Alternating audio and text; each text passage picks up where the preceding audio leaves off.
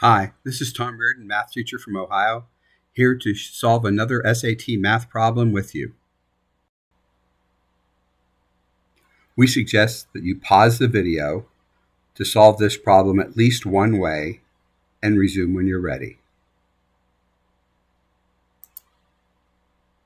One way to solve this is to notice that these two expressions are equal to y, so they're equal to each other. So we'll set those equal to each other, and for some students, that's like not sure. So this problem becomes very easy to miss.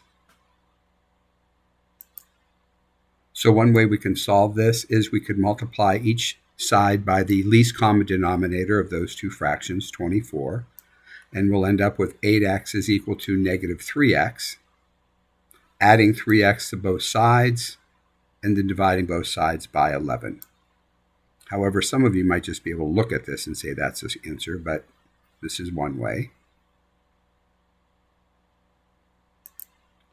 Another method is by substituting.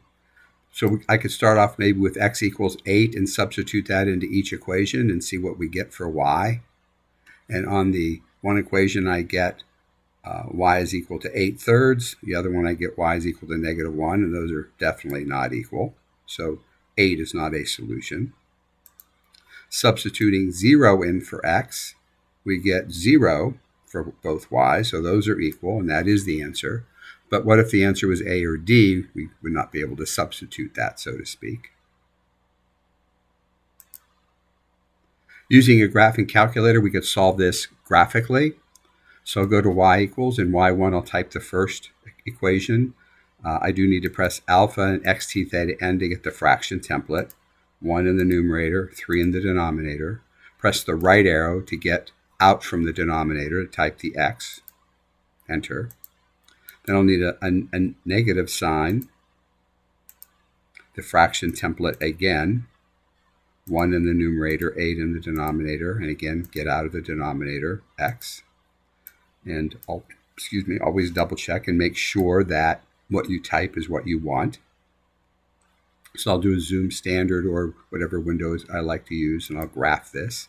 And you can see that these intersect right there at the origin.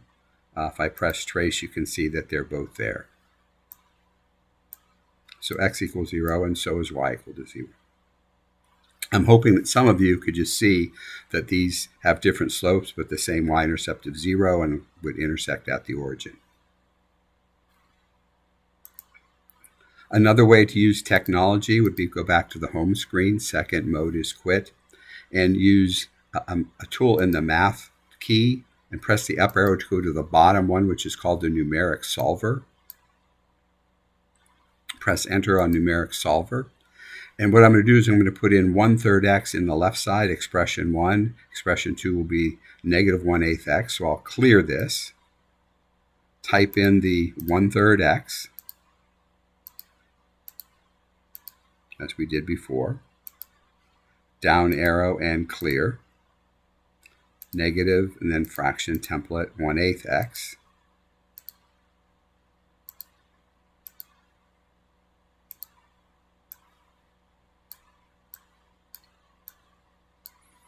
To go on to the next screen, we want to press the button for OK, which is above the graph button. So I'll press the graph button to go OK.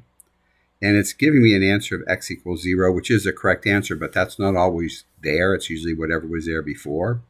So you need to put in a guess. So I usually put in a guess of 1. And do not press enter, but press graph to solve it. And you can see that you're getting x equals 0, as we were supposed to get.